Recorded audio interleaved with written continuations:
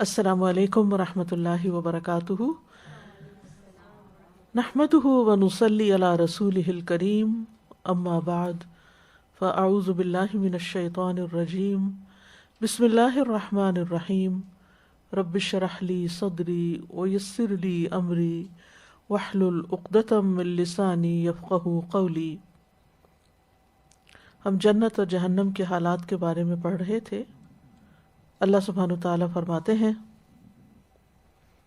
کل نفس ذائقۃ الموت وإنما توفون أجوركم يوم القيامة فمن زحزح عن النار وأدخل الجنة فقد فاز وَمَا الْحَيَاةُ الدُّنْيَا إِلَّا مَتَاعُ الْغُرُورِ۔ ہر جان موت کو چکھنے والی ہے اور تمہیں تمہارے اجر قیامت کے دن پورے دیے جائیں گے۔ پھر جو شخص آگ سے دور کر دیا گیا اور جنت میں داخل کر دیا گیا تو یقیناً وہ کامیاب ہو گیا، اور دنیا کی زندگی تو دھوکے کے سامان کے سوا کچھ بھی نہیں۔ ہم نے جہنم کی ڈسکرپشن ڈیٹیل کے ساتھ پڑھی کہ وہاں کے کیا حالات ہوں گے۔ اب آج ہم کچھ ان اعمال کے بارے میں پڑھیں گے جو جہنم میں لے جانے والے ہیں۔ سب سے پہلے عقیدے سے متعلق کفر اور نفاق۔ سورۃ النساء میں اللہ تعالیٰ فرماتے ہیں، ان اللہ جامع المنافقین والکافرین فی جہنم جمیعا۔ بے شک اللہ منافقوں اور کافروں سب کو جہنم میں جمع کرنے والا ہے۔ یہاں منافقت سے مراد عقیدے کی منافقت ہے، اعتقاد کی، کہ انسان اندر سے بلیو نہ کرتا ہو، صرف زبان سے اظہار کرتا ہو۔ اور کافر وہ ہوتا ہے جو حق کو پہچان لے اور اس کے بعد اس کو جھٹلا دے، اس کا انکار کر دے۔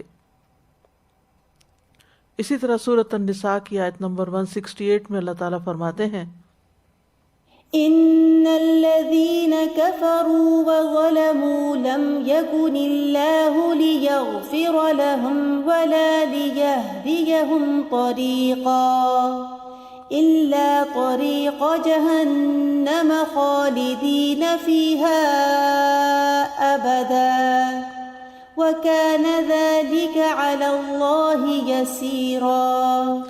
بے شک جن لوگوں نے کفر کیا اور ظلم کیا، اور ظلم سے مراد شرک بھی ہے، کبھی ایسا نہیں کہ اللہ انہیں بخشے، اور نہ یہ کہ انہیں کسی راستے کی ہدایت کرے سوائے جہنم کی راہ کے، جس میں وہ ہمیشہ رہنے والے ہیں، ہمیشہ ہمیشہ، اور یہ اللہ پر بہت آسان ہے۔ شرک ان گناہوں میں سے ہے جس کے بارے میں آتا ہے کہ اگر کوئی شخص شرک کے ہوتے ہوئے فوت ہو گیا تو اللہ سبحانہ وتعالیٰ اس کو بخشے گا نہیں۔ ان اللہ لا یغفر ان یشرک بہ ویغفر ما دون ذلک لمن یشاء۔ اللہ تعالیٰ کسی ایسے کو نہیں بخشے گا جو شرک کرے، اور جو اس کے علاوہ کے گناہ ہوں گے جس کے لیے وہ چاہے گا بخش دے گا، یعنی توبہ کے ساتھ، یا پھر گناہ کرنے کے بعد نیکیاں کرنے کی وجہ سے، یا اپنی رحمت کے ساتھ جیسے وہ چاہے۔ لیکن شرک کے بارے میں اس نے علل اعلان فرما دیا کہ وہ گناہ معاف نہیں ہوگا۔ رسول اللہ صلی اللہ علیہ وسلم نے فرمایا، قیامت کے دن اللہ تعالیٰ آگ کے سب سے ہلکے عذاب میں مبتلا شخص سے پوچھے گا، اے ابن آدم کیسی منزل ہے؟ وہ کہے گا بدترین منزل۔ اسے کہا جائے گا اگر دنیا اور جو کچھ اس میں ہے تو اس کا مالک ہوتا تو کیا اس عذاب سے چھٹکارا پانے کے لیے اسے فدیے میں دے دیتا؟ وہ کہے گا جی ہاں۔ اللہ تعالیٰ فرمائے گا، تو نے جھوٹ کہا، جب تو اپنے باپ کی پشت میں تھا تو میں نے تجھ سے اس سے آسان چیز کا مطالبہ کیا تھا کہ میرے ساتھ کسی کو شریک نہ ٹھہرانا، میں تمہیں آگ سے بچا لوں گا، لیکن تو نے شرک کے سوا ہر بات کا انکار کر دیا، پھر اسے جہنم کی طرف لے جائے جانے کا حکم دیا جائے گا۔ اللہ سبحانہ تعالیٰ نے جب ساری روحوں کو پیدا کیا تھا تو اس وقت ہم سب سے ایک عہد لیا تھا، اور وہ عہد کیا تھا؟ عہد الست، کہ الست بربکم، کہ میں تمہارا رب نہیں ہوں؟ تو سب نے کہا تھا قالو بلا، یعنی تو ہی رب ہے. لیکن دنیا میں آنے کے بعد اگر انسانوں نے اللہ کے سوا دوسروں کو اپنا معبود بنا لیا تو پھر اس کو اللہ تعالیٰ نہیں معاف کرے گا. پھر اللہ تعالیٰ کے بارے میں برے گمان رکھنا، بدگمانی کرنا، ناراضگی کا اظہار کرنا. سورۃ الفتح کی آیت نمبر 6 میں اللہ تعالیٰ فرماتے ہیں وَيُعَذِّبَ الْمُنَافِقِينَ وَالْمُنَافِقَاتِ وَالْمُشْرِكِينَ وَالْمُشْرِكَاتِ الظَّانِّينَ بِاللَّهِ ظَنَّ السَّوْءِ عَلَيْهِمْ دَائِرَةُ السَّوْءِ وَغَضِبَ اللَّهُ عَلَيْهِمْ وَلَعَنَهُمْ وَأَعَدَّ لَهُمْ جَهَنَّمَ وَسَاءَتْ مَصِيرًا. اور تاکہ ان منافق مردوں اور منافق عورتوں اور مشرک مردوں اور مشرک عورتوں کو سزا دے جو اللہ کے بارے میں برے گمان کرنے والے ہیں. انہی پر بری گردش ہے، یعنی جیسا کوئی اللہ کے ساتھ گمان رکھتا ہے پھر اللہ تعالیٰ بھی اس کے ساتھ ویسے ہی معاملہ کرتا ہے. اور اللہ ان پر غصے ہوا اور اس نے ان پر لعنت کی اور ان کے لیے جہنم تیار کی اور وہ لوٹنے کی بری جگہ ہے. اسی طرح اللہ تعالیٰ کی عبادت سے تکبر کرنا، یعنی عبادت کے عمل کو حقیر سمجھنا اور اس کو نہ کرنا. سورۃ غافر آیت 60 میں اللہ تعالیٰ فرماتے ہیں وَقَالَ رَبُّكُمُ ادْعُونِي أَسْتَجِبْ لَكُمْ إِنَّ الَّذِينَ يَسْتَكْبِرُونَ عَنْ عِبَادَتِي سَيَدْخُلُونَ جَهَنَّمَ دَاخِرِينَ. اور تمہارے رب نے فرمایا مجھے پکارو میں تمہاری دعا قبول کروں گا. بے شک وہ لوگ جو میری عبادت سے تکبر کرتے ہیں ان قریب ذلیل و خوار ہو کر جہنم میں داخل ہوں گے. پھر اسی طرح اللہ کی آیات اور اس کے رسولوں کا مذاق اڑانا. سورۃ الکہف کی آیت نمبر 106 میں آتا ہے ذَلِكَ جَزَاؤُهُمْ جَهَنَّمُ بِمَا كَفَرُوا وَاتَّخَذُوا آيَاتِي وَرُسُلِي هُزُوًا. یہ ان کی جزا جہنم ہے اس وجہ سے کہ انہوں نے کفر کیا اور میری آیات اور میرے رسولوں کو مذاق بنایا.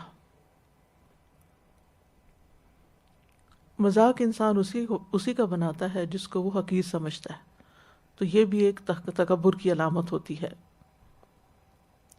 پھر عبادات سے متعلق کچھ عمل ایسے ہیں کہ جو جہنم میں لے جانے والے ہیں، جیسے ناقص وضو کرنا، کیونکہ وضو پر ہی عبادت کا انحصار ہے، اور اگر وضو میں کمی رہ گئی تو پھر نماز ہی نہیں ہوگی، جب نماز نہیں ہوگی تو پھر پکڑ ہوگی.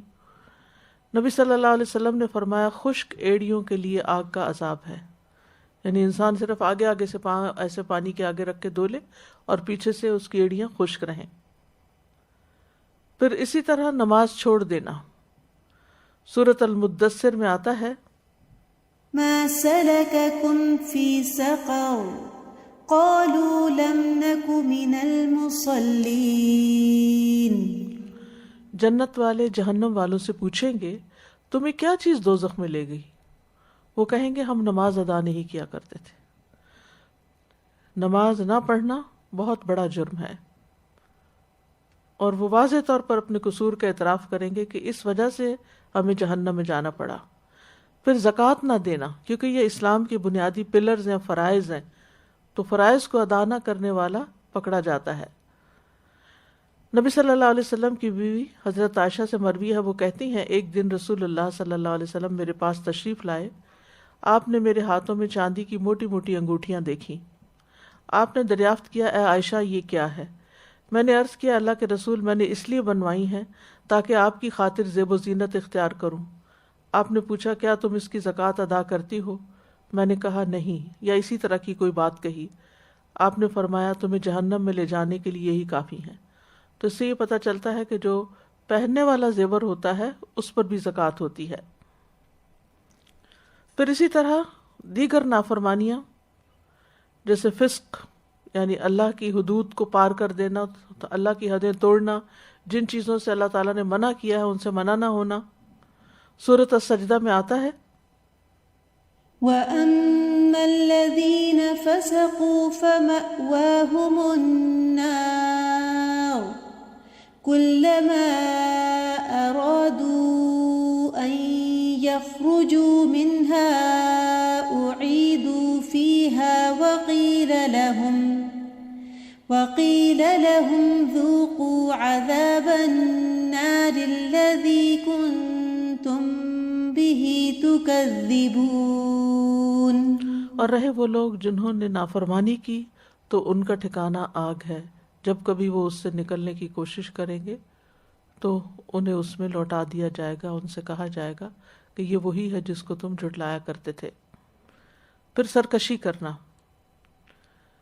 سورۃ صاد میں آتا ہے هَذَا وَإِنَّ لِلطَّاغِينَ لَشَرَّ مَآبٍ جَهَنَّمَ يَصْلَوْنَهَا فَبِئْسَ الْمِهَادُ۔ یہ ہے جزا، اور بلا شبہ سرکشوں کے لیے یقیناً بدترین ٹھکانہ ہے۔ سرکشی ہوتا ہے ٹرانسگریشن، جہنم وہ اس میں داخل ہوں گے، سو وہ برا بچھونا ہے۔ یعنی جو اللہ تعالیٰ کے حکم کے آگے سر نہیں جھکاتے، سر کش کا مطلب ہوتا ہے سر کھینچنا، یعنی اکڑ دکھانا کہ ہم نہیں مانتے، یہ ہماری سمجھ میں نہیں آتا، ہاں اس کا کوئی لاجک نہیں بنتا، اور اس پر اعتراض کرنا اور اس پر عمل نہ کرنا۔ اسی طرح سورۃ الجن میں آتا ہے وَأَنَّا مِنَّا الْمُسْلِمُونَ وَمِنَّا الْقَاسِطُونَ فَمَنْ أَسْلَمَ فَأُولَئِكَ تَحَرَّوْا رَشَدًا وَأَمَّا الْقَاسِطُونَ فَكَانُوا لِجَهَنَّمَ حَطَبًا۔ اور یہ کہ بے شک ہم میں سے کچھ فرما بردار ہیں اور ہم میں سے کچھ ظالم ہیں، پھر جو فرما بردار ہو گیا تو وہ وہی ہیں جنہوں نے سیدھے رستے کا ارادہ کیا، اور جو ظالم ہے تو وہ جہنم کا ایندھن ہوں گے۔ قرآن مجید میں جہنم کے ایندھن کے لیے وقود کا لفظ بھی آتا ہے، حطب کا بھی آتا ہے، حسب کا بھی آتا ہے، اور یہ ڈپینڈ کرتا ہے کہ کس گناہ کے لیے کون سی سزا ہے۔ وقود جو ہے، جو قرآن کا انکار کرنے والے اور قرآن میں شک کرنے والے، شرک کرنے والوں کے لیے حسب کا لفظ آتا ہے، سرکشی کرنے والوں کے لیے حطب کا لفظ آتا ہے، اور یہ ڈفرینٹ قسم کے فیولز ہیں۔ پھر نبی صلی اللہ علیہ وسلم کی مخالفت کرنا، یعنی آپ کے رستے کو چھوڑنا، آپ کے طریقے کو چھوڑنا، سورۃ النساء میں آتا ہے وَمَن يُشَاقِقِ الرَّسُولَ مِن بَعْدِ مَا تَبَيَّنَ لَهُ الْهُدَى وَيَتَّبِعْ غَيْرَ سَبِيلِ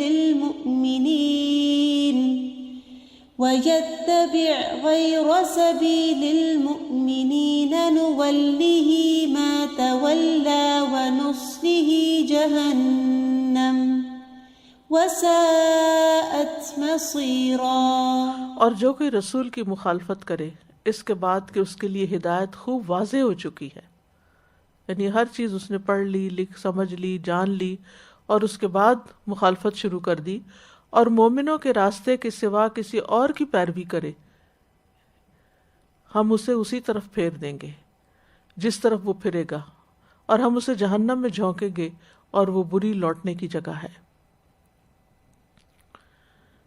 پھر اسی طرح سورۃ التوبہ میں آتا ہے أَلَمْ يَعْلَمُوا أَنَّهُ مَن يُحَادِدِ اللَّهَ وَرَسُولَهُ فَأَنَّ لَهُ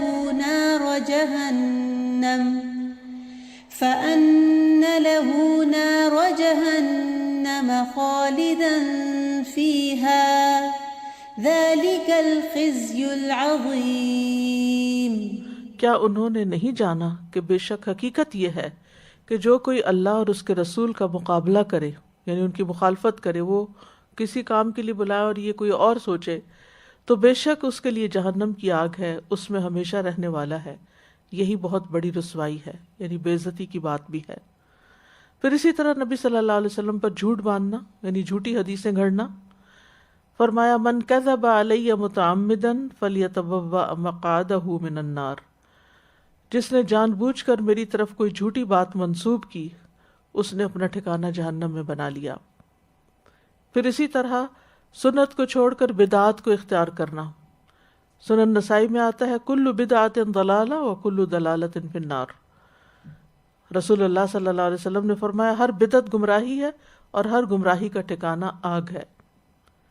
پھر اسی طرح شیطان کی پیروی، سورۃ الاسراء میں آتا ہے قال اذهب فمن تبعك منهم فإن جهنم جزاؤكم جزاء موفورا۔ فرمایا جا، پھر ان میں سے جو تیرے پیچھے چلے گا تو بے شک جہنم تمہاری جزا ہے، پوری جزا۔ پھر خواہشات کی پیروی، اپنی ڈیزائرز کی، اپنی مرضی، اپنی خواہش، اپنے طریقے پہ جینا، اس بات کو اگنور کر کے کہ اللہ اور اس کے رسول کی مرضی کیا ہے۔ سورۃ مریم میں آتا ہے فخلف من بعدهم خلف أضاعوا الصلاة واتبعوا الشهوات فسوف يلقون غيا۔ پھر ان کے بعد ایسے نالائق جانشین ان کی جگہ آئے جنہوں نے نماز کو ضائع کر دیا اور خواہشات کے پیچھے لگ گئے، تو وہ عنقریب گمراہی کو ملیں گے۔ تو اس سے یہ پتہ چلتا ہے کہ خواہش کے پیچھے لگ کے، مثلاً سونے کی خواہش ہے تو سوتے رہے اور نماز چھوڑ دی، یا گھومتے پھرتے رہے، اپنی مرضی کے کام کرتے رہے، کچھ دیکھنے بیٹھ گئے اور نماز کا وقت نکل گیا یا بہت لیٹ ہو گئی۔ اسی طرح دیگر خواہشات جو ہیں اگر انسان حلال نہیں حرام طریقے سے پوری کرتا ہے، جیسے زنا ہے، شراب پینا ہے یا اور اس طرح کی چیزیں ہیں، تو یہ چیزیں بھی انسان کو جہنم میں لے جانے والی ہیں۔ پھر گناہوں کی کثرت، سورۃ البقرہ میں آتا ہے بلى من كسب سيئة وأحاطت به خطيئته فأولئك أصحاب النار هم فيها خالدون۔ کیوں نہیں جس نے بڑی برائی کمائی اور اسے اس کے گناہ نے گھیر لیا، یعنی کبیرہ گناہ کیا اور پھر اس کے اندر ہی رہا، توبہ نہیں کی، تو وہی لوگ آگ والے ہیں، وہ اس میں ہمیشہ رہنے والے ہیں۔ یہ یاد رکھیے کہ توبہ سے، پلٹ آنے سے، ندامت سے، شرمندگی سے، گناہوں کو چھوڑ دینے سے اور ان کے بدلے نیکیاں کرنے سے اللہ سبحانہ وتعالیٰ معاف فرما دیتے ہیں۔ لیکن اگر انسان انہی میں گھرا رہے، احاطت به خطیئته، یعنی اس کی خطا اس کو اپنے گھیرے میں رکھے، اس سے نکلے نہیں، انہی اس کو چھوڑے نہیں، تو اس صورت میں پھر جہنم ہے۔ پھر قاتل اور مقتول، رسول اللہ صلی اللہ علیہ وسلم نے فرمایا جب دو مسلمان تلوار کھینچ کر ایک دوسرے سے بھڑ جائیں تو قاتل اور مقتول دونوں آگ میں جاتے ہیں۔ میں نے عرض کیا یا رسول اللہ، ایک تو قاتل تھا لیکن مقتول کو سزا کیوں ملی؟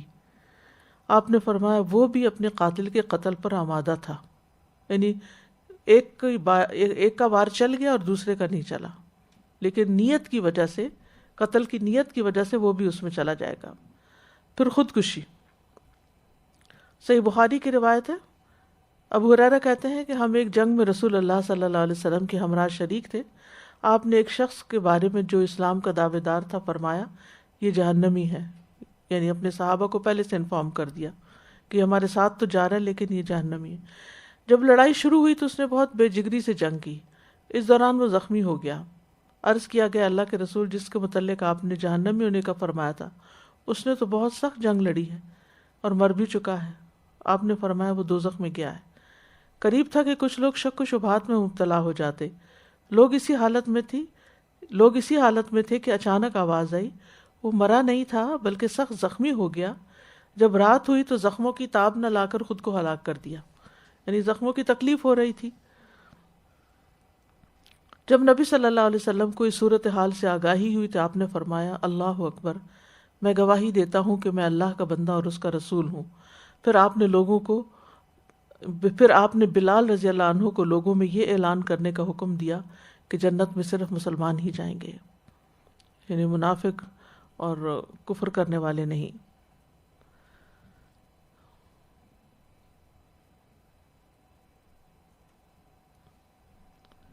پھر اسی طرح زمین کو چھوتا ہوا لباس پہننا، یعنی تکبر کی وجہ سے ایسا لباس پہننا کہ جو زمین پر لڑکھڑا رہا ہو۔ ابن عمر کہتے ہیں نبی صلی اللہ علیہ وسلم نے انہیں ایک جوڑا دیا جس میں ریشم بھی تھا، اور اسامہ رضی اللہ عنہ کو 2 قبطی چادریں دی، اور فرمایا کہ اس کا جو حصہ زمین پر لگے گا وہ جہنم میں ہوگا، یعنی پہنتے ہوئے تکبر سے۔ اصل میں متکبرین کا ہی لباس ہوتا ہے کہ جس میں وہ ایک خاص چال بھی پھر چلتے ہیں لباس کی نمائش کے لیے، اور جو لباس ہے اس کو اتنا زیادہ بڑا بنا لیتے ہیں کہ وہ پیچھے پیچھے لٹکتا چلا آتا ہے، تو اس ایسے لباس سے بھی منع کیا گیا ہے۔ پھر تصویر بنانے والا، یعنی کارونگ کرنے والا یا پینٹ کرنے والا، رسول اللہ صلی اللہ علیہ وسلم نے فرمایا ہر ایک تصویر بنانے والا بکل صورت صورہا، یعنی تصویر بنانے والا جتنی بھی صورتیں اس نے بنائی آگ میں جائے گا، ہر تصویر کے بدلے میں ایک جاندار آدمی بنایا جائے گا جو اسے جہنم میں عذاب دے گا۔ اور یہ ہینڈ ڈرائنگ کے بارے میں بات ہے۔ جہاں تک کیمرے کا تعلق ہے تو وہ انسان خود نہیں بناتا، وہ تو صرف ایک عکس محفوظ ہوتا ہے۔ پھر اخلاقیات سے متعلق تکبر کرنا سورۃ زمر میں آتا ہے، وَيَوْمَ الْقِيَامَةِ تَرَى الَّذِينَ كَذَبُوا عَلَى اللَّهِ وُجُوهُهُمْ مُسْوَدَّةٌ أَلَيْسَ فِي جَهَنَّمَ مَثْوًى لِّلْمُتَكَبِّرِينَ، کیا جہنم میں تکبر کرنے والوں کا ٹھکانہ نہیں ہے؟ سورۃ الاحقاف میں آتا ہے، وَيَوْمَ يُعْرَضُ الَّذِينَ كَفَرُوا عَلَى النَّارِ أَذْهَبْتُمْ طَيِّبَاتِكُمْ فِي حَيَاتِكُمُ الدُّنْيَا وَاسْتَمْتَعْتُمْ بِهَا فَالْيَوْمَ تُجْزَوْنَ عَذَابَ الْهُونِ بِمَا كُنتُمْ تَسْتَكْبِرُونَ فِي الْأَرْضِ بِغَيْرِ الْحَقِّ، سو آج تمہیں ذلت کے عذاب کا بدلہ دیا جائے گا اس لیے کہ تم زمین میں کسی حق کے بغیر تکبر کرتے تھے۔ ذرہ برابر تکبر بھی جہنم میں لے جانے کا باعث ہے۔ نبی صلی اللہ علیہ وسلم نے فرمایا جس کے دل میں رائی کے دانے برابر بھی تکبر ہوگا اللہ اسے چہرے کے بل جہنم میں اوندھا کر کے ڈال دے گا۔ علم پر فخر کرنا، اور علم کو بھی تکبر اس میں شامل ہو جاتا ہے۔ حذیفہ رضی اللہ عنہ فرماتے ہیں میں نے رسول اللہ صلی اللہ علیہ وسلم کو یہ فرماتے ہوئے سنا، علم اس لیے حاصل نہ کرو کہ علماء کے سامنے فخر کرو، یا جاہلوں سے بحث اور تکرار کرو، یا لوگوں کو اپنی طرف مائل کرو، اس لیے کہ جو ایسا کرتا ہے وہ دوزخ میں جائے گا۔ یعنی علم جو ہے وہ عمل کے لیے ہے، اپنے آپ کو اللہ کی مرضی کے مطابق زندگی بسر کرنے کے لیے، یا پھر آگے دوسروں کو سکھانے کے لیے، فخر کرنے کے لیے نہیں کہ مجھے تو اتنا اتنا کچھ آتا ہے، یا کسی سے بحث تکرار کرنے کے لیے نہیں کہ اس کو نیچا دکھایا جائے، یا لوگوں کو اپنی طرف متوجہ کرنے اور مائل کرنے کے لیے نہیں کہ لوگ میرے شیدائی یا میرے فین بن جائیں۔ پھر ہے حسب نسب پہ فخر کرنا کہ میں فلاں قبیلے سے ہوں، فلاں خاندان سے ہوں۔ رسول اللہ صلی اللہ علیہ وسلم کے دور میں 2 آدمیوں نے اپنا نسب نامہ بیان کیا۔ ان میں سے ایک نے دوسرے سے کہا میں تو فلاں بن فلاں ہوں، تو کون ہے؟ تیری ماں نہ رہے، یعنی میں تو فلاں فلاں ہوں، تکبر کیا نا ایک طرح سے، تو تمہارا کیا ہے نسب؟ تو رسول اللہ صلی اللہ علیہ وسلم نے فرمایا کہ موسیٰ علیہ السلام کے دور میں 2 آدمیوں نے اپنا نسب نامہ بیان کیا۔ ان میں سے ایک نے دوسرے سے کہا کہ میں تو فلاں بن فلاں ہوں، اور اس نے اپنے آباء و اجداد میں سے 9 افراد کے نام گنوائے کہ وہ بڑے بڑے لوگ تھے، میں ان کی اولاد میں سے ہوں۔ کہا تو کون ہے؟ تیری ماں نہ رہے، یعنی اسے حقیر سمجھ کے کہا۔ اس نے کہا میں فلاں بن اسلام ہوں، میرا تو فلاں باپ اور دادا ہے اور میں تو اسلام کا بیٹا ہوں، یعنی میری پہچان یا آئیڈینٹی ذات رنگ نسل نہیں ہے بلکہ اسلام ہے۔ اللہ تعالیٰ نے موسیٰ علیہ السلام پر ان دونوں کے حوالے سے وحی بھیجی کہ اے 9 آدمیوں کی طرف نسبت کرنے والے وہ سب جہنم میں ہیں، وہ جن کو تو بڑا جن پہ فخر کرتا ہے وہ جہنم میں ہے، اور 10واں تو خود ان کے ساتھ ہوگا۔ اور اے 2 جنتی آدمیوں کی طرف اپنے آپ کو منسوب کرنے والے، تو جنت میں ان کے ساتھ تیسرا ہوگا۔ تو اس لیے ذات برادری کی وجہ سے بہت سے لوگ تو شادی کرنے کے معاملے میں اتنا جھگڑا کھڑا کر دیتے ہیں کہ وہ فلاں ہماری برادری سے نہیں ہے اور فلاں کا حسب نسب ٹھیک نہیں ہے. تو سب آدم کی اولاد ہیں اور یہ تو لوگوں نے خود سے خود تقسیم کر لی, کوئی بڑا بن بیٹھا اور کسی کو چھوٹا کر دیا. پھر اپنے لیے لوگوں کا قیام پسند کرنا کہ لوگ میرے لیے کھڑے ہوں, مجھے ویلکم کریں, میرا استقبال کریں, یا اگر وہ کریں تو اس پر اپنے آپ کو بڑا خوش محسوس کرنا. رسول اللہ صلی اللہ علیہ وسلم نے فرمایا جس شخص کو یہ بات پسند ہو کہ لوگ اس کے سامنے کھڑے ہوں اسے جہنم میں اپنا ٹھکانہ بنا لینا چاہیے, کیونکہ یہ بھی اندر کی خرابی کی علامت ہے. پھر فحش کلامی, گالیاں دینا, بیہودہ گفتگو کرنا. رسول اللہ صلی اللہ علیہ وسلم نے فرمایا بد کلامی دل کی سختی سے ہے اور دل کی سختی آگ سے ہے. یعنی والجفاء فی النار, یعنی جفا جو ہے دل کی سختی یہ آگ میں ہوگی. یہ سخت دل والے لوگ مراد ہیں. گفتگو میں بے احتیاطی کرنا. معاذ بن جبل کہتے ہیں یا رسول اللہ ہم جو کچھ بولتے ہیں کیا اس پہ بھی ہماری پکڑ ہوگی؟ آپ نے فرمایا معاذ تمہاری ماں تمہیں روئے, لوگوں کو ان کے چہروں کے بل جہنم میں ان کی زبانوں کی کھیتی کے سوا کیا اور بھی کوئی چیز اوندا گرائے گی. یعنی جو زبانوں کی کھیتی ہوگی, کٹے گی, یعنی جو منہ سے لفظ نکلیں گے اور وہ اللہ تعالیٰ کو ناپسند آئیں گے یا لوگوں کو ہرٹ کریں گے, تو وہ الفاظ کافی ہیں انسان کو جہنم میں لے جانے کے لیے. ابو ہریرہ کہتے ہیں کہ رسول اللہ صلی اللہ علیہ وسلم نے فرمایا بندہ ایک بات زبان سے نکالتا ہے اور اس کے متعلق سوچتا نہیں کہ کتنا گناہ ہے, جس کی وجہ سے وہ دوزخ میں اتنی دور پھسل کر گرتا ہے جتنی مشرق و مغرب کی دوری. اس کا یہ مطلب نہیں کہ اگر اچانک کوئی منہ سے ایسی بات نکل گئی ہے جس پہ اتنا غور نہیں کیا تھا, لیکن اس کا مطلب یہ ہے کہ انسان غلط بات کرتا ہے اور اس کو غلط ہی نہیں سمجھتا. یعنی بے دھیانی کا مطلب یہاں کیا ہے کہ وہ اس پہ بارے میں غور ہی نہیں کرتا کہ وہ کیا کلمہ بول رہا ہے. بعض اوقات ہم اللہ سبحانہ تعالیٰ کے بارے میں بات کرتے ہوئے, اس کی کسی صفت کے بارے میں بات کرتے ہوئے کہ یا اللہ سبحانہ تعالیٰ کی طرف سے اپنے پاس سے باتیں کرنے لگ جاتے ہیں, یا اسی طرح نبی صلی اللہ علیہ وسلم پر کوئی بات باندھ دیتے ہیں یا کوئی مذاق اڑا دیتے ہیں کسی حدیث کا یا کچھ. تو ان سب چیزوں سے پرہیز کرنا چاہیے. یعنی وہ ہم بڑے لائٹ وے میں بات کر رہے ہوتے ہیں یا بغیر اس کو کچھ بڑا سمجھتے نہیں کہ یہ کوئی بڑی بات ہے, لیکن حالانکہ وہ بہت بڑی بات ہوتی ہے. بات ہے نا تحسبونہ ہینا وہو عند اللہ عظیم, تم اس کو معمولی سمجھتے ہو حالانکہ اللہ کے نزدیک وہ بہت بڑی بات ہے. کہ کسی کے بارے میں کوئی اسکینڈل مشہور ہے تو بغیر سوچے سمجھے, بغیر اس کی تحقیق کیے اس کو آگے بیان کر دینا.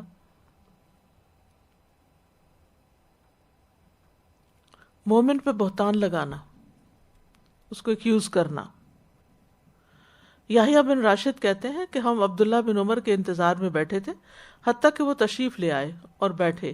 پھر کہا میں نے رسول اللہ صلی اللہ علیہ وسلم سے سنا ہے, آپ فرماتے تھے جس شخص کی سفارش اللہ کی کسی حد کی تنفیذ میں آڑے آئی, یعنی کسی پہ حد جاری ہوئی تھی اور کسی نے سفارش کی کہ نہیں کرو, تحقیق اس نے اللہ کی مخالفت کی, اور جس نے جانتے بوجھتے ہوئے باطل کی حمایت میں جھگڑا کیا تو وہ اللہ کی ناراضگی میں رہے گا حتیٰ کہ اس سے باز آ جائے. اور جس نے کسی مومن کے بارے میں کوئی ایسی بات کہی جو اس میں تھی نہیں, کوئی ایسا الزام اس پہ لگا دیا, کوئی ایسا عیب اس سے منسوب کر دیا جو اس میں ہے نہیں, تو اللہ اسے جہنمیوں کی پیپ میں ڈالے گا, طینۃ الخبال میں, حتیٰ کہ اپنی بات سے باز آ جائے. تو اس لیے لوگوں کے بارے میں اوپینین دیتے ہوئے, ججمنٹ پاس کرتے ہوئے انسان کو بہت محتاط رہنے کی ضرورت ہے. پھر ناشکرا پن اور خیر سے روکنا, حد سے بڑھنا.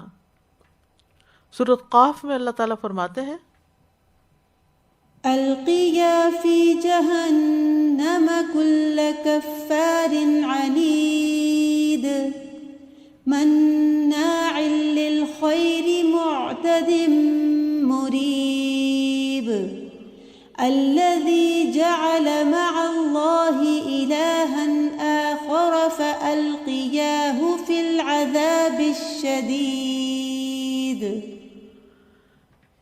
جہنم میں پھینک دو تم دونوں ہر زبردست ناشکرے کو جو بہت اناد یعنی دشمنی رکھتا ہے, یعنی حق والوں سے, حق سے, جو خیر کو بہت روکنے والا, حد سے گزرنے والا, شک کرنے والا یعنی اللہ پر، دین پر، قرآن پر، جس نے اللہ کے ساتھ دوسرا معبود بنا لیا، سو دونوں اسے بہت سخت عذاب میں ڈال دو۔ اس میں شرک بھی آتا ہے، ناشکرا پن بھی آتا ہے، خیر سے روکنا بھی، حد سے بڑھنا معاملات میں۔ پھر اسی طرح دھوکہ دینے والا، رسول اللہ صلی اللہ علیہ وسلم نے فرمایا مکر اور دھوکہ آگ میں لے جائیں گے، یعنی دوسروں کو چیٹ کرنا۔ سخت مزاجی، آپ صلی اللہ علیہ وسلم نے فرمایا کیا میں تمہیں اہل جہنم کی خبر نہ دوں؟ وہ سخت مزاج، بدخو اور تکبر کرنے والا ہے، یعنی جہنم میں جانے والے جو ہیں وہ کیسے ہیں؟ بدخو، تکبر کرنے والا اور سخت مزاج، یعنی نہ کسی کی بات سننے والا، نہ کسی کی ماننے والا، اور خیر خائی کی بجائے بدخوئی کرنے والا، یعنی برائی پیٹ پیچھے بھی کرنے والا اور برا چاہنے والا بھی۔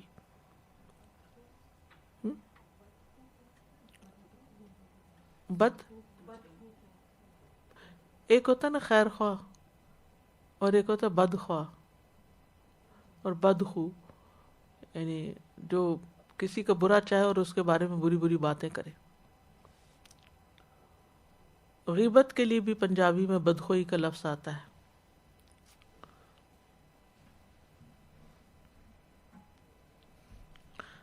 جابر انسان، ابو ہریرہ کہتے ہیں رسول اللہ صلی اللہ علیہ وسلم نے فرمایا ایک مرتبہ جنت اور جہنم میں باہمی مباحثہ ہوا۔ جنت کہنے لگی کہ مجھ میں صرف فقراء اور کم حیثیت لوگ داخل ہوں گے۔ جہنم کہنے لگی مجھ میں صرف جابر اور متکبر لوگ داخل ہوں گے۔ اللہ نے جہنم سے فرمایا کہ تو میرا عذاب ہے، میں جسے چاہوں گا تیرے ذریعے اسے سزا دوں گا، اور جنت سے فرمایا تو میری رحمت ہے، میں جس پر چاہوں گا تیرے ذریعے رحم کروں گا۔ پھر اسی طرح لوگوں کو سخت سزائیں دینا۔ خالد بن ولید کہتے ہیں میں نے رسول اللہ صلی اللہ علیہ وسلم کو فرماتے ہوئے سنا قیامت کے روز اللہ کے ہاں اس آدمی کو شدید ترین عذاب دیا جائے گا جو دنیا میں لوگوں کو سخت سزائیں دیتا تھا۔ اب اس میں ہمارا دھیان عام طور پہ چلا جاتا ہے بڑے بڑے بادشاہوں کی طرف یا پولیس کی طرف یا کوئی ایسے لوگوں کی طرف کہ جو عام طور پر مجرموں کے ساتھ ڈیل کرتے ہیں، لیکن اگر وہ حق کے ساتھ کرتے ہیں تو اس پہ پکڑ نہیں، لیکن اگر وہ زیادتی کرتے ہیں تو پھر پکڑ ہے۔ لیکن اس کے علاوہ بھی آپ دیکھیں کہ بعض اوقات آپ نے ایسے ویڈیو کلپس دیکھے ہوں گے کہ جس میں کوئی مولوی حضرات جو ہیں وہ بچوں کو اتنا مار رہے ہیں، ظلم کر رہے ہیں، تو یہ بھی جو ہے یہ بھی اس میں شامل ہو جاتا ہے کہ چھوٹی سی غلطی پر بڑی بڑی سزا دے دینا، گھنٹوں کھڑا کر دینا، دھوپ میں کھڑا کر دینا، کان پکڑوا کے کھڑا کر دینا، یعنی معمولی بات پر بڑی سزا۔ اچھا پھر ایک یہ ہے کہ ہم دوسروں کی بات کیوں کریں، ہم اپنے اپنے گھروں میں دیکھیں کہ کئی مائیں جو ہیں وہ بچوں کے لیے بہت ظالم ہوتی ہیں، یعنی چھوٹے چھوٹے بچوں کو، معصوم بچوں کو مارتی پیٹتی، ڈانٹتی ڈپٹتی، پٹخا کے مارتی، ان کو ذلیل کرتی، ان کی تو بچوں کی سیلف اسٹیم بالکل لو ہو جاتی ہے، کانفیڈنس کھو بیٹھتے ہیں اور غمگین ہو جاتے ہیں، ساری زندگی کے لیے دکھی ہو جاتے ہیں، کیونکہ ماں باپ ہی ایسا سہارا ہوتے ہیں کہ جن کے پاس انسان غم لے جاتا ہے اور وہ غموں کو ہلکا کرتے ہیں، اور کہاں یہ کہ ماں باپ ہی ویسے نکل آئیں۔ اسی طرح بعضوں کا ستیلے والدین جو ہیں ان کے بارے میں کہانیاں مشہور ہیں کہ وہ ظلم کرتے ہیں، اور لٹرلی کسی نے مجھے بتایا کہ وہ یعنی کہ ایک ماں جو تھی وہ سر کے اوپر مارتی تھی بچے کے، اور کھانے کو صحیح نہیں دیتی تھی، اور وہ سخت مزدوری کرواتی اور کام کرواتی۔ تو کتنی کہانیاں ستیلی ماؤں کی مشہور ہیں۔ تو کوئی بھی اسی طرح ساس کا بہو پہ ظلم کرنا یا بہو کا وائس ورثہ ساس پہ کرنا کہ بوڑھے ہیں اور خیال نہ رکھنا، تو ظلم جو ہے اس کی کوئی بھی ایسی قسم جس میں لوگوں کو تکلیف پہنچے، بیسیکلی یہاں لوگوں کو اذیت دینے کی بات ہے، تو جو دنیا میں کسی کو تکلیف دے گا قیامت کے دن اس کو بھرے گا۔ اسی طرح بعض باتیں جو ہوتی ہیں وہ بھی بہت سخت ہو جاتی ہیں، یعنی چھوٹی سی کسی غلطی تو تانے دینا شروع کر دینا، گالیاں دینا شروع کر دینا، تو یہ ان سب چیزوں سے پرہیز کرنے کی ضرورت ہے۔ پھر اسی طرح لوگوں پہ ظلم کرنے کی ایک اور حدیث ہے صحیح مسلم میں، رسول اللہ صلی اللہ علیہ وسلم نے فرمایا دوزخ والوں کی دو قسمیں ہیں کہ جنہیں میں نے نہیں دیکھا. ایک قسم تو ان لوگوں کی ہے جن کے پاس بیلوں کے دموں کی طرح کوڑے ہیں، بیلوں کی دموں کی طرح کوڑے ہیں جن سے وہ لوگوں کو مارتے ہیں. اور دوسری عورتوں کے بارے میں جو آگے آئے گا. پھر جانوروں پہ ظلم کرنا، یعنی انسانوں کے علاوہ جانوروں پہ. رسول اللہ صلی اللہ علیہ وسلم نے فرمایا میرے سامنے جہنم پیش کی گئی تو میں نے اس میں بنی اسرائیل کی ایک عورت دیکھی جسے اپنی بلی کے بارے میں عذاب دیا جا رہا تھا. اس نے اسے باندھ دیا تھا، نہ اسے کچھ کھلایا پلایا، نہ ہی اسے چھوڑا کہ وہ زمین کے چھوٹے موٹے جاندار اور پرندے وغیرہ کھا لیتی، یعنی خود اپنے لیے ہنٹ کر لیتی. تو اس میں بھی بہت پکڑ ہے. یعنی بنی اسرائیل کے لوگ اپنے وقت کے مسلمان تھے تو یہ وہ سزائیں ہیں کہ جو مسلمانوں کو بھی ہو سکتی ہیں. پھر جاہلیت کی پکارنا. نبی صلی اللہ علیہ وسلم نے فرمایا جس نے جاہلیت کا نعرہ لگایا وہ جہنم کے ایندھنوں میں سے ایک ایندھن ہے. جاہلیت کا پکار کیا تھی؟ جیسے ایک موقع پر انصار اور مہاجرین میں کچھ کشمکش ہو گئی تو انصار نے پکارا یا للانصار اور دوسروں نے یا للمہاجرین. تو نبی صلی اللہ علیہ وسلم نے فرمایا دعوہا، ان باتوں کو چھوڑو، یہ جاہلیت کی پکار ہے یا جاہلیت کی گندی چیزوں میں سے ہے. تو قومیت کے نام پہ لوگوں کو بھڑکا دینا، ذات پات کے نام پہ بھڑکا دینا، یا اسی طرح جاہلیت کے دور میں جس قسم کی باتیں ہوتی تھیں وہ اختیار کرنا. کسی کو یہ کہنا کہ اللہ تمہیں کبھی معاف نہیں کرے گا، یہ جملہ نہیں کہنا چاہیے کسی کو بھی. بعض اوقات لوگوں میں اختلاف ہوتا ہے، لڑائی ہوتی ہے تو انسان یہ سمجھتا ہے کہ میرا حق مارا گیا ہے اور میں حق پہ ہوں اور میں جس کے بارے میں جو چاہوں کہہ دوں. رسول اللہ صلی اللہ علیہ وسلم نے فرمایا بنی اسرائیل میں دو آدمی آپس میں بھائی بھائی بنے ہوئے تھے. ایک گناہوں میں ملوث تھا جبکہ دوسرا عبادت میں کوشاں رہتا. عبادت میں راغب جب بھی دوسرے کو گناہ میں دیکھتا تو اسے کہتا کہ باز آ جا. آخر ایک دن اس نے دوسرے کو گناہ میں پایا تو کہا باز آ جا. اس نے کہا مجھے رہنے دو، میرا معاملہ میرے رب کے ساتھ ہے، کیا تو مجھ پہ نگران بنا کے بھیجا گیا؟ تو اس نے کہا اللہ کی قسم اللہ تجھے کبھی معاف نہیں کرے گا، یا یہ کہا کہ تجھے جنت میں داخل نہیں کرے گا. استغفر اللہ. وہ دونوں فوت ہوئے، رب العالمین کے سامنے جمع ہوئے.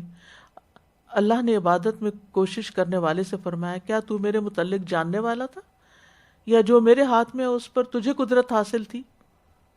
اور پھر گناہگار سے فرمایا جا میری رحمت سے جنت میں داخل ہو جا، اور دوسرے کے متعلق کہا جا تو جہنم میں جا. یعنی یہ دنیا میں عبادت کر رہا تھا لیکن زبان کی بے احتیاطی کی وجہ سے اس کے لیے جہنم ہو گئی، اور وہ جو برے کام کر رہا تھا وہ اللہ کی رحمت کی وجہ سے معاف کر دیا گیا. تو لوگوں کے بارے میں ججمنٹل ہونا جو ہے یہ بھی ایک بہت بڑی غلطی. فلاں ایسا ہے، فلاں کا تو یہ انجام ہوگا، یا یہ کہ بعض اوقات مائیں غصے میں آ کر بچوں کو اس قسم کی باتیں کرتی ہیں، ڈوب مرو، تمہارا بیڑا غرق ہو، یا اور اس قسم کے جملے جو بد دعاؤں کی شکل میں ہوتے ہیں.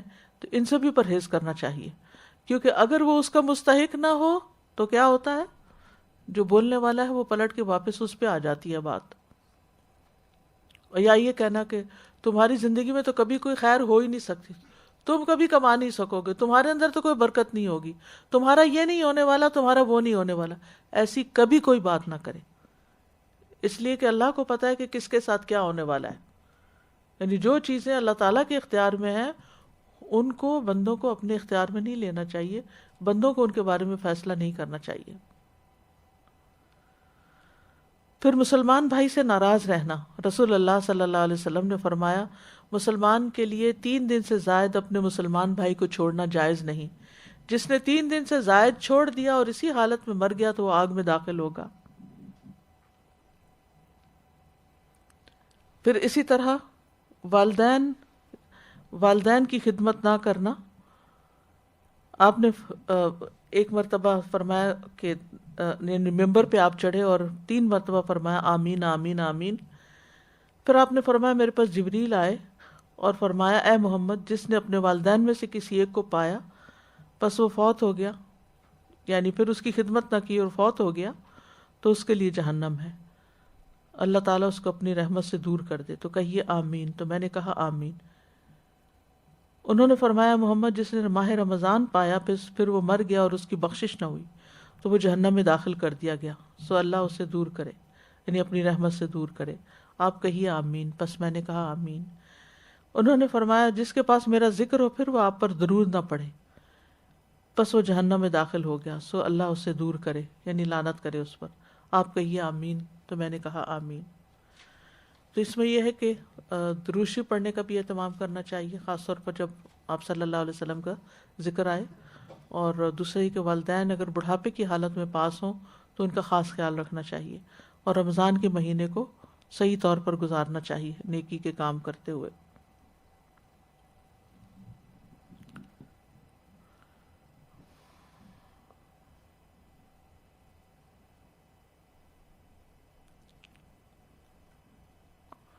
پھر مالی معاملات سے متعلق باطل طریقوں سے مال کھانا، حرام طریقوں سے۔ سورۃ النساء میں فرمایا يا أيها الذين آمنوا لا تأكلوا أموالكم بينكم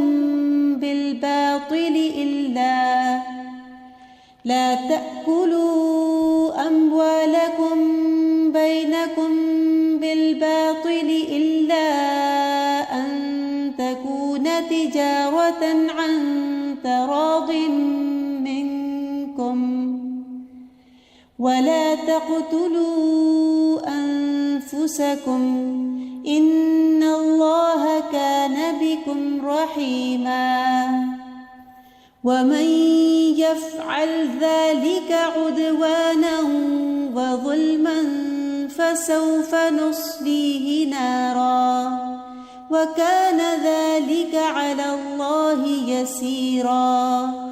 اے لوگو جو ایمان لائے ہو، اپنے مال آپس میں باطل طریقے سے نہ کھاؤ، یعنی ناحق نہ کھاؤ، مگر یہ کہ تمہاری آپس کی رضامندی سے تجارت کی کوئی صورت ہو، اور اپنے آپ کو قتل نہ کرو، بے شک اللہ تم پر ہمیشہ سے مہربان ہے۔ جو زیادتی اور ظلم سے ایسا کرے گا عنقریب ہم اسے آگ میں جھونکیں گے۔ خطاب کس سے ہے؟ یا ایھا الذین آمنوا سے، اور یہ اللہ پر ہمیشہ سے بہت آسان ہے۔ پھر جھوٹی قسمیں کھا کے دوسروں کا حق مارنے والا۔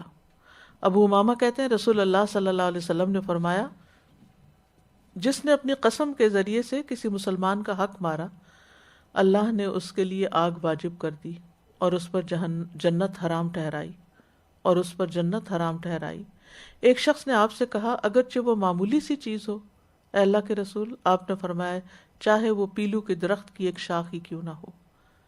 تو اس سے یہ پتہ چلتا ہے کہ کسی کا حق مارنا، کسی کی چیز اس کی رضامندی کے بغیر چھین لینا، یہ درست نہیں۔ اور آپ دیکھیں کہ ہمارے معاشرے میں کس قدر اس معاملے میں لاپرواہی برتی جاتی ہے کہ یتیم کے مال پہ قبضہ کر لینا، بیواؤں کے ساتھ زیادتی کرنا، ان کے مالوں پہ قبضہ کر لینا، وراثت کی تقسیم نہ کرنا، اور جس کے ہاتھ جو لگا وہ اسی سے فائدہ اٹھاتا رہے۔ پھر یتیموں کا مال کھانا، حق مہر نہ دینا۔ ان الذين يأكلون اموال اليتامى ظلما انما يأكلون في بطونهم نارا وسيصلون سعيرا۔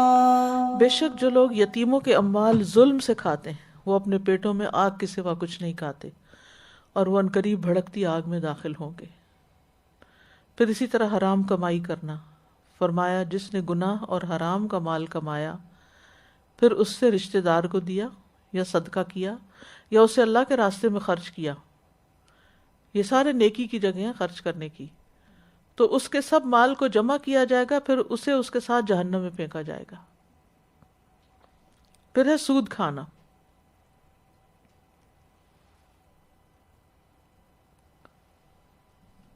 پھر مال جمع کر کے رکھنا۔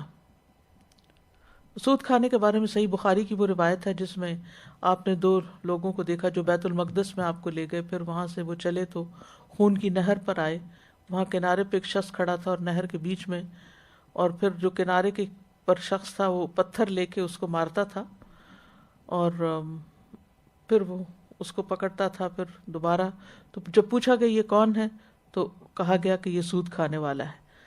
پھر مال جمع کر کر کے رکھنا اور اس میں سے زکوٰۃ وغیرہ ادا نہ کرنا.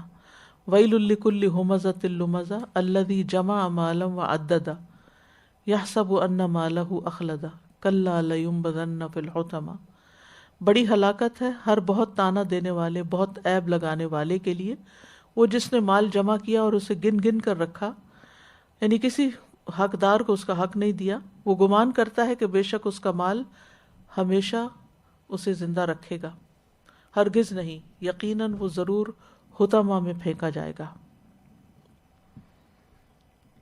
تو اس سے کیا پتہ چلتا ہے کہ جو مال کا خزانہ بنا کے رکھتے ہیں، جیسے ایک اور جگہ پر بھی آتا ہے کہ جس مال میں سے زکوٰۃ ادا نہیں کی جاتی، کنز جس کو کہتے ہیں، تو بشر الکانزین کی بات ہے کہ انسان مال کی زکوٰۃ ادا نہ کرے، حقداروں کو حق نہ دے، جو اس کے آس پاس ضرورت مند ہوں ان کا خیال نہ رکھے، تو ایسی صورت میں مال جمع کرنا جو ہے وہ وبال کا باعث ہے. جہاں تک اس بات کا تعلق ہے کہ انسان کے پاس مال ہو جس سے وہ اپنی ضرورت کی چیزیں خرید سکے، یا جیسے گھر خریدنا ہے، گاڑی خریدنی ہے، یا اور اسی طرح کی چیزیں، تو اس صورت میں ظاہر ہے اس کو ایک سرٹن اماؤنٹ جمع کرنی پڑے گی، پھر ہی وہ کچھ کر سکتا ہے. تو ایسی صورت میں یہ جمع کرنا اس میں نہیں آتا. اصل بات یہ ہے کہ جو کنز ہے وہ نقصان دہ ہے. پھر بلا وجہ لوگوں سے مانگنا. حضرت علی کہتے ہیں رسول اللہ صلی اللہ علیہ وسلم نے فرمایا، جس نے مالدار ہونے کے لیے لوگوں سے سوال کیا، چاہے وہ بیگرز ہوں یا ویسے ہی، اس نے جہنم کے گرم پتھر جمع کیے. لوگوں نے عرض کیا مالداری کیا ہے؟ فرمایا ایک شب کا کھانا. یعنی اگر رات کا کھانا کوئی کسی کے گھر میں موجود ہے تو پھر اس کے لیے جائز نہیں کہ وہ لوگوں سے مانگتا پھرے. پھر گم شدہ مال چرانا، یعنی کسی کا مال چرا لینا. رسول اللہ صلی اللہ علیہ وسلم نے فرمایا ضالۃ المسلم حرق النار، مومن کا گم شدہ جانور جہنم کی آگ کا شعلہ ہے. اسی طرح خیانت کرنا. عمر بن خطاب کہتے ہیں کہ غزوہ خیبر میں چند صحابہ نبی صلی اللہ علیہ وسلم کی خدمت میں حاضر ہو کر عرض کرنے لگے کہ فلاں آدمی شہید ہے. یہاں تک کہ ایک آدمی پر گزر ہوا تو اس کے متعلق بھی کہنے لگے یہ بھی شہید ہے. آپ نے فرمایا ہرگز نہیں، میں نے چادر یا عبا کی چوری کی وجہ سے اس کو جہنم میں دیکھا ہے. یعنی مال غنیمت میں چوری، اللہ کے مال میں سے خیانت، اس وجہ سے اس کے لیے جنت حرام ہو گئی. اللہ رحم کرے. ایک چادر کی وجہ سے اگر ہے تو جو اتنی بڑی بڑی کرپشنز ہوتی ہیں اور سرکاری خزانے سے مال چرایا جاتا ہے تو اس کا کیا ہوگا. اللہ تعالیٰ سب کو توبہ کی توفیق دے. پھر دنیا داری سے متعلق فَأَمَّا مَنْ طَغَى وَآثَرَ الْحَيَاةَ الدُّنْيَا فَإِنَّ الْجَحِيمَ هِيَ الْمَأْوَىٰ. جو شخص حد سے بڑھ گیا اور اس نے دنیا کی زندگی کو ترجیح دی، بے شک جہنم ہی اس کا ٹھکانہ ہے. چاندی کے برتنوں میں کھانا پینا. رسول اللہ صلی اللہ علیہ وسلم نے فرمایا جو شخص چاندی کے برتن میں پیتا ہے وہ اپنے پیٹ میں جہنم کی آگ گھٹ گھٹ کر کے ڈال رہا ہے. پھر ذمہ داریوں کو پورا نہ کرنا. رسول اللہ صلی اللہ علیہ وسلم نے فرمایا جو شخص کسی رعایا کا نگہبان بنے پھر اسے دھوکہ دے تو وہ آگ میں ہے. پھر اسی طرح غلط فیصلے کرنا، لا علمی میں فیصلے کرنا، جیسے ججز وغیرہ ہوتے ہیں. پھر عورتوں سے متعلق کچھ احادیث ہیں. رسول اللہ صلی اللہ علیہ وسلم نے فرمایا بے شک فساق جہنمی ہے. کہا گیا اللہ کے رسول فساق کون ہے؟ فرمایا عورتیں ہیں. ایک آدمی نے کہا اللہ کے رسول کیا وہ ہماری مائیں اور بہنیں نہیں اور بیویاں نہیں؟ آپ نے فرمایا کیوں نہیں، لیکن جب ان کو نعمتیں ملتی ہیں تو شکر ادا نہیں کرتی، اور جب ان کو آزمایا جاتا ہے تو صبر نہیں کرتی. یعنی ان دو چیزوں کی کمی کی وجہ سے. تو جو بھی نعمت ہو اس کو اکنالج کریں، اس کو اپریشیٹ کریں، اس پہ شکر ادا کریں جو دینے والا، کیونکہ شکر ادا کرنے میں چیز کو بھی اپریشیٹ کرتے ہیں اور جو دے رہا ہے اس کو بھی اپریشیٹ کرتے ہیں. ایک اور جگہ پر آپ نے فرمایا اے عورتوں کی جماعت صدقہ کرو کیونکہ میں نے جہنم میں زیادہ تمہیں کو دیکھا ہے. انہوں نے کہا یا رسول اللہ ایسا کیوں؟ فرمایا تم لان تان بہت کرتی ہو اور شوہر کی ناشکری کرتی ہو. پھر زبان سے اذیت دینا. ابو ہریرہ کہتے ہیں ایک آدمی نے بارگاہ نبوت میں عرض کیا یا رسول اللہ، بے شک صلی اللہ علیہ وسلم، بے شک فلاں عورت کثرت سے نماز، روزہ اور صدقہ کرنے میں مشہور ہے، یعنی بہت نمازیں بھی پڑھتی ہے، روزے بھی بہت رکھتی ہے، صدقہ بھی کرتی. اگر ہم کسی ایسے بندے کو دیکھتے ہوں کہ واہ کیا شان ہے، کتنا عبادت گزار انسان ہے، لیکن اپنی زبان سے پڑوسیوں کو ستاتی ہے، فرمایا وہ جہنمی ہے. یعنی یہ زبان کی تیزی جو ہے اور اس سے دوسروں کو تکلیف دینا جو ہے، یہ بڑی بڑی نیکیوں کو کہا جاتا ہے. تو انسان کے لیے خاموش ہو جانا زیادہ بہتر ہے کسی ایسے موقع پر جہاں اس کو بولنے کی بہت طلب ہو رہی ہو، بنسبت اس کے کہ وہ کسی کو ستائے. پھر بچوں کو جان بوجھ کے دودھ نہ پلانے والی عورتوں کے پستانوں کو سانپوں کا نوچنا. رسول اللہ صلی اللہ علیہ وسلم نے فرمایا میرے پاس 2 آدمی آئے، انہوں نے میرا بازو پکڑا اور دشوار گزار پہاڑ پہ لے گئے. ہم ایسی عورتوں کے پاس سے گزرے کہ سانپ ان کے پستانوں کو نوچ رہے تھے، سانپ کاٹ رہے تھے ان کو، یعنی ان کی بریسٹ کو. میں نے پوچھا یہ عورتیں کون ہیں؟ انہوں نے کہا یہ اپنے بچوں کو دودھ نہ پلانے والی عورتیں. یعنی بعض عورتیں یہ کہ ہمارا فکر خراب ہو جائے گا، وہ بچوں کو دودھ سے محروم کرتی ہیں، تو یہ بچوں کا حق ہے، تو حق سے محروم کرنا جو ہے ظلم ہے، اور اس کی وجہ سے بچے ساری زندگی کمزور ہو کے کمزوری میں گزارتے ہیں اور بیماریوں میں بعض اوقات پڑ جاتے ہیں کیونکہ امیونٹی بھی ان کی اسٹرانگ نہیں ہوتی. تو یہ ماں کے طرف سے ظلم ہے، اس لیے اس پر پکڑ ہے. ہاں اگر ماں بیمار ہے یا بچہ دودھ ہی نہیں پیتا یا کسی وجہ سے خشک ہو گیا ہے تو وہ تو ظاہر اس میں نہیں آتا. پھر اسی طرح شرم و حیا سے عاری ہونا. رسول اللہ صلی اللہ علیہ وسلم نے فرمایا دوزخ والوں کی 2 قسمیں جو میں نے نہیں دیکھی.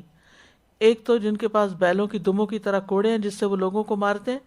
دوسری قسم ان عورتوں کی ہے جو لباس پہننے کے باوجود ننگی رہتی، یعنی ٹائٹ لباس ہے، سارے بریسٹ، سارا اگلا پچھلا فگر جو ہے انسان کا نظر آ رہا ہے. اسے یا اسکارف لینا اور اتنا چھوٹا کہ جس سے نہ کندھے ڈھانکے جائیں اور نہ انسان کی جو ہے بریسٹ ڈھانکی جائے، کیونکہ قرآن مجید میں واضح طور پر آتا ہے یدنین علیہن من جلابیبہن، جلباب کا لفظ بھی آتا ہے، اور دوسری طرف وَلْيَضْرِبْنَ بِخُمُرِهِنَّ عَلَى جُيُوبِهِنَّ، انہیں چاہیے کہ اپنے خمار جو ہیں وہ اپنی گریبانوں پہ ڈالیں، یعنی اپنے بریسٹ وغیرہ پہ ڈالیں اور اپنی زینت کی جگہ کو چھپائیں. تو اور اسی طرح یہ کہ جو نیچے کا لباس ہے اس کو بھی دیکھنا چاہیے کہ وہ اتنا ٹائٹ تو نہیں، یا بازو اتنے ٹائٹ تو نہیں کہ پورا فگر نظر آ رہا ہو، کیونکہ چادر لینے کا یا اوپر کے ڈریس کا باہر نکلتے ہوئے مطلب ہی یہی ہے کہ انسان اپنے آپ کو باحیا رکھے. فرمایا وہ عورتیں جنت میں داخل نہ ہوں گی اور نہ جنت کی خوشبو پا سکیں گی. جنت کی خوشبو اتنی مسافت سے محسوس کی جا سکتی ہے، یعنی دور دور تک آ رہی ہوگی، لیکن ان عورتوں تک نہیں پہنچے گی. پھر جہنم سے بچانے والے کچھ اعمال ہیں جن میں سب سے پہلے توحید خالص، لا الہ کا سچے دل، لا الہ الا اللہ کا سچے دل سے اقرار کرنا. پھر شہادتین کا اقرار. معاذ نبی صلی اللہ علیہ وسلم کے پیچھے سواری پر تھے رضی اللہ عنہ. معاذ رضی اللہ عنہ نبی صلی اللہ علیہ وسلم کے پیچھے سواری پر تھے. آپ نے فرمایا اے معاذ بن جبل. انہوں نے عرض کی سعادت مندی کے ساتھ حاضر ہوں یا رسول اللہ صلی اللہ علیہ وسلم. آپ نے 2 بار فرمایا اے معاذ. انہوں نے کہا عرض کیا سعادت مندی کے ساتھ حاضر ہوں اللہ کے رسول، اور یہ 3 مرتبہ فرمایا. اس کے بعد آپ نے فرمایا جو شخص سچے دل سے اس بات کی گواہی دے کہ اللہ کے سوا کوئی معبود نہیں اور بے شک محمد صلی اللہ علیہ وسلم اللہ کے رسول ہیں، تو اللہ اس کو دوزخ کی آگ پہ حرام کر دیتا ہے. پھر نمازوں کی حفاظت. فرمایا وہ آدمی ہرگز آگ میں نہیں جائے گا جس نے سورج نکلنے سے پہلے اور سورج غروب ہونے سے پہلے نماز پڑھی، یعنی فجر اور عصر کی. یعنی خاص طور پر ان نمازوں کی احتیاط. اس کا یہ مطلب نہیں باقی چھوڑ سکتا ہے، لیکن یہ نمازیں چونکہ فجر کا وقت نیند کی وجہ سے اور عصر کا وقت اپنے دن بھر کے کاموں کو سمیٹنے کی وجہ سے انسان غافل ہو جاتا ہے اس سے. پھر اسی طرح 40 دن تکبیر اولیٰ میں شمولیت. انس بن مالک کہتے ہیں رسول اللہ صلی اللہ علیہ وسلم نے فرمایا جس نے 40 دن جماعت کے ساتھ نمازیں پڑھی، یعنی مردوں کے لیے ہے، اور امام کے ساتھ تکبیر تحریمہ پاتا رہا تو اس کے لیے 2 آزادیاں لکھ دی جاتی ہیں، ایک جہنم سے آزادی اور دوسری نفاق سے آزادی. یعنی جلدی مسجد میں جائے اور اللہ اکبر اس کی مسجد کے اندر ہی ہو. پھر ظہر سے پہلے اور ظہر کے بعد 4 رکعتیں پڑھنا. ہم عام طور پر پہلی 4 تو پڑھتے ہیں، بعد کی صرف 2 پڑھ دیتے ہیں، نفل نہیں پڑھتے. ام حبیبہ زوجہ نبی صلی اللہ علیہ وسلم نے کہا، رسول اللہ صلی اللہ علیہ وسلم نے فرمایا، جو شخص ظہر سے پہلے 4 رکعت یعنی سنن راتبہ اور اس کے بعد کی 4 رکعت کی پابندی کرے گا وہ آگ پر حرام کر دیا جائے گا. پھر نرم مزاج اور آسان ہونا، ایزی وے، ایزی گوئنگ. ابن مسعود سے مروی ہے، رسول اللہ صلی اللہ علیہ وسلم نے فرمایا، کیا میں تم لوگوں کو ایسے شخص کے بارے میں نہ بتاؤں جس پر دوزخ کی آگ حرام اور وہ آگ پر حرام ہے؟ ہر وہ شخص جو قریب رہنے والا ہے، نرم ہے اور آسان ہے، یعنی اس سے بات کرنا مشکل نہیں اور نرمی سے معاملہ کرتا ہے اور قریب رہتا ہے. مطلب یہ ہے کہ لوگوں کے ساتھ گھل مل جاتا ہے، یعنی ڈسٹنس، بہت ڈسٹنس، اب تو سوشل ڈسٹنسنگ رکھنی پڑتی ہے، لیکن مطلب یہ ہے کہ لیے دیے نہیں رہتا، اپنے آپ میں نہیں رہتا، لوگوں کے ساتھ سلام دعا میل ملاقات کرتا ہے، لوگ آسانی سے اس کو اپنا مسئلہ بیان کر سکتے ہیں. پھر اللہ کے راستے میں قدم غبار آلود ہونا. عبایہ بن رفاعہ کہتے ہیں کہ میں جمعہ کے لیے جا رہا تھا، راستے میں ابو ابس رضی اللہ عنہ سے میری ملاقات ہو گئی. انہوں نے کہا، میں نے رسول اللہ صلی اللہ علیہ وسلم سے سنا کہ جس کے قدم اللہ کی راہ میں غبار آلود ہوئے اللہ اسے جہنم پر حرام کر دے گا. یعنی جو اللہ کے راستے میں نکلا، اللہ کے دین کی تعلیم کے لیے، خدمت کے لیے، جہاد کے لیے، جو بھی یعنی فی سبیل اللہ کام ہے، اور اس کو زمین کی مٹی نے چھو لیا اس کے پاؤں کو، یعنی مطلب یہ ہے کہ خوب محنت کی اس نے، تو وہ بھی آگ پہ حرام کر دیا جائے گا. اسی طرح ابن مسعود کہتے ہیں، رسول اللہ صلی اللہ علیہ وسلم نے فرمایا، کیا میں تمہیں ایسے شخص کے بارے میں نہ بتاؤں جس پر دوزخ کی آگ حرام ہے اور وہ آگ پر حرام ہے؟ ہر وہ شخص جو قریب رہنے والا، نرم اور آسان ہے. یہ تو ہو گیا. پھر جہنم سے پناہ مانگنے کی دعائیں، جہنم سے بچنے کی دعائیں، اور یہ دعائیں بھی ہم سب کو پڑھنی چاہیے. رسول اللہ صلی اللہ علیہ وسلم نے فرمایا، اللہ سے جہنم کی عذاب کی پناہ مانگا کرو، یعنی اللہ تعالیٰ سے سوال کیا کرو کہ اللہ تعالیٰ جہنم کی آگ سے بچائے، جسے ہم وقنا عذاب النار دعا کے آخر میں پڑھتے ہیں. آپ نے یہ بھی فرمایا کہ جو شخص 3 مرتبہ جہنم سے پناہ مانگ لے، جہنم خود کہتی ہے، اللہم اجرہ منی، اے اللہ اس بندے کو مجھ سے بچا لے. سورۃ آل عمران میں جہنم سے بچنے کی دعا آتی ہے.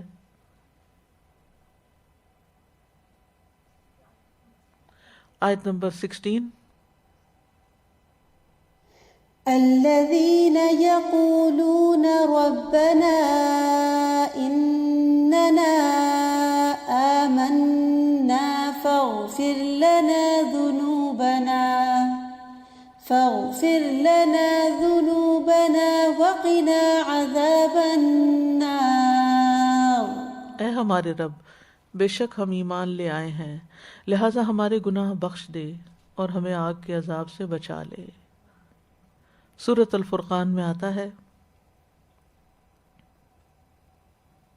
والذین یقولون ربنا اصرف عنا عذاب جہنم ان عذابها كان غراما انها ساءت مستقرا ومقاما. اے ہمارے رب، جہنم کے عذاب سے ہمیں بچائے رکھنا، کیونکہ اس کا عذاب ٹلنے والا نہیں، بے شک وہ بری ٹھہرنے کی جگہ اور اقامت کی جگہ ہے. سورۃ آل عمران 192 میں آتا ہے،